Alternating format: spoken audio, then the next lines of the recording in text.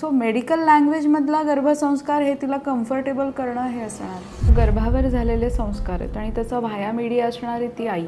पण via media केवळ आईच राहील का याच्याबद्दल मेडिकल सायन्सच्या दृष्टीने जेव्हा आम्ही बघतो तेव्हा असं वाटतं की व्हाया मीडिया आई नाही आहे, वडील पण आहेत, आजी पण आहे, आजोबा पण आहेत, आजूबाजूचं तिचं वातावरण आहे. आणि ह्या सगळ्या जर गोष्टी बघता तर गर्भसंस्कार 24/7 घडणार आहेत. कारण वाढणारं मूल तिच्यावरती अवलंबून आहे. त्यामुळं येणारे सगळे घटक केवळ खाण्याच्या पद्धतीने येणार नाही आहेत, ते वागण्याच्या पद्धतीने, तिच्या भावना आणि तिच्या भावना तयार होण्यामध्ये मुख्य हात आहे तो परिस्थितीचा.